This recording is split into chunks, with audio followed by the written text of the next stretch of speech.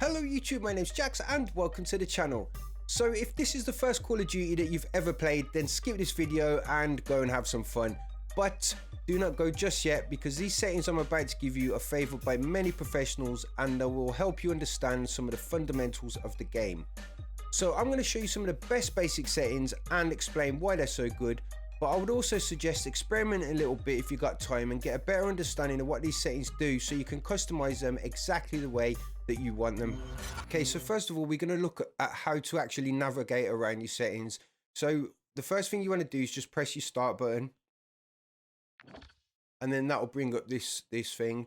So you navigate across L1 or R1 and it's like audio, your settings, friend requests. This bit here, card HQ, it's got your stats, it's got your patch notes.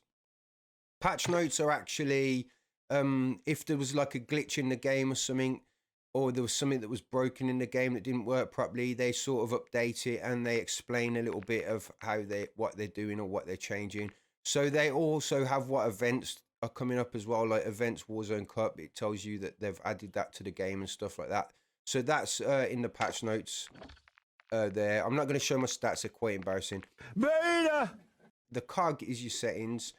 The first setting we're going to change is the weapon motion blur and the world motion blur. So that's on quality. Scroll all the way down,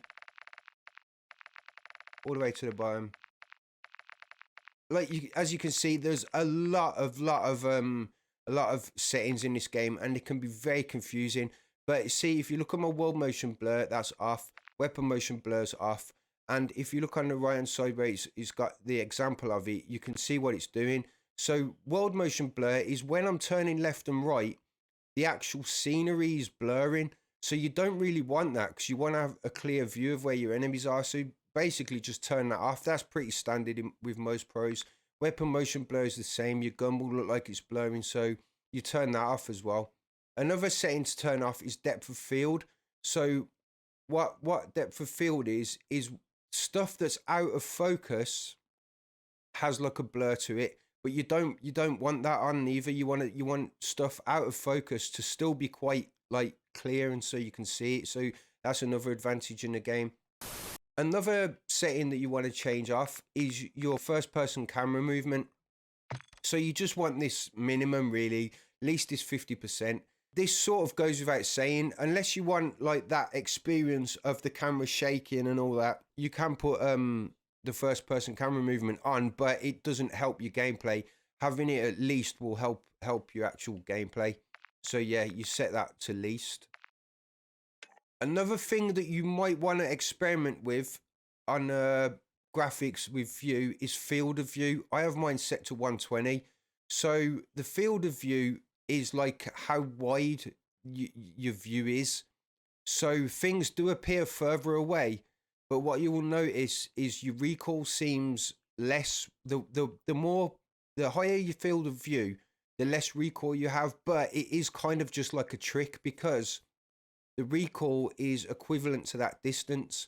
So it might feel like there's no recoil on your gun anymore, but it's because you're not doing such long range shots. If you was playing on 80 FOV, you will be getting a lot easier long kills. It's a lot easier to get long distance kills with a lower FOV.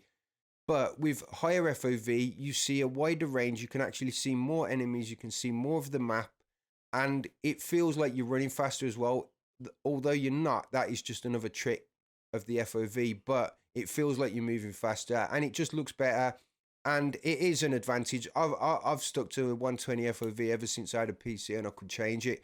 So I was on PS4 on 80 FOV, and it was just, I turned to 120. I went up slowly. I didn't just boost it straight up to 120, but yeah, I stick to 120 now. You could go down to 110. 110's not bad. 100 isn't bad actually, but yeah, I just experiment with this, but I have it as 120, and a lot of pros have it as 120. On your audio, you want to make sure that you've got, especially if you're playing Warzone, not so much on multiplayer and stuff, but on Warzone, you've got your voice chat. Make sure this is on, because sometimes as default it's off, And also proximity chat as default is off as well. So proximity chat is very funny, especially in Warzone. It's just it's very funny in Warzone because when you're coming up to your opponents, you can actually talk to them and that, and it can actually help you in the game because you can work out where people are by knowing that there's a microphone active near where you are. So it can help you find players as well. Ooh, the elevator went off. I heard that. Oh. Yeah, bro. But wait there, I'm not on the elevator. I didn't go up the elevator, I swear. That means there's another fool here. Proximity chat is very funny. It is very funny. That is just more like a fun thing to have on. But yeah, if you want proximity chat, you've got to make sure that this setting on audio is on.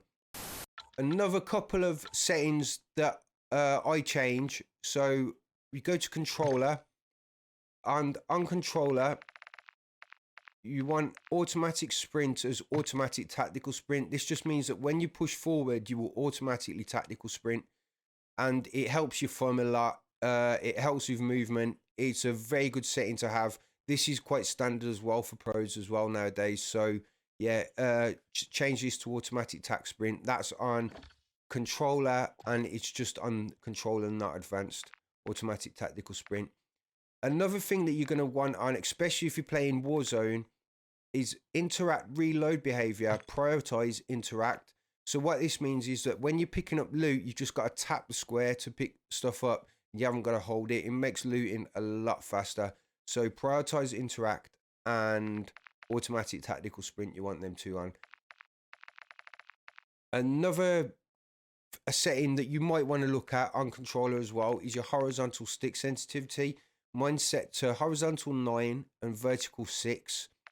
So what this just means is when I'm looking left and right, the amount of pressure that I'm putting on my left thumbstick to look left and right, it's a lot more sensitive. So you can look left and right a lot faster. Same with vertical. You can look up and down a lot faster if your sensitivity is higher.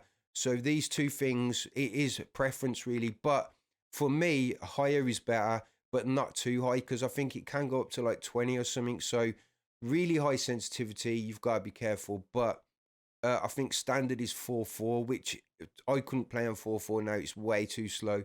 So 9.6 for me is how I've been playing for a long time. But yeah, experiment with your horizontal stick sensitivity. I'm not necessarily saying 9 and 6 is the best, but I would experiment with that. And for the last setting that I'm going to give you, this is a really, really good one, and it's your aim assist type. And with aim assist, really, if you just set this to these settings now that I'm showing you, you will just get used to it like this. So I would experiment with aim assist, but these settings, aim assist type Black Ops and aim response curve dynamic, is the best aim assist type in this game, the best aim assist setting in this game.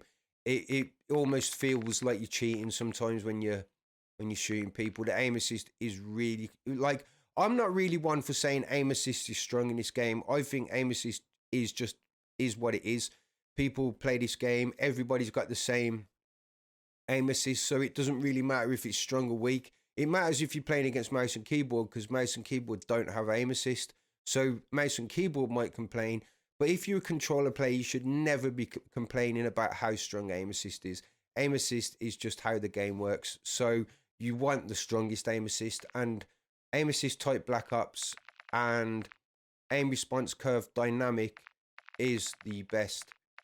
And like I say, you do want to experiment with this, because, and the reason why you want to experiment with this is because you want to understand what it's doing. And when you understand what it's doing, it actually helps you with your aim a bit more. So yeah, I hope them settings were slightly clear. This game is very confusing for all the settings that it's got. There's a lot of different settings, a lot of different things you can change.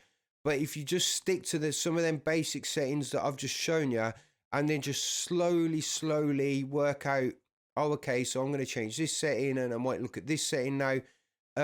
These settings I've just shown you are some of the basic ones that are standard for most pro players.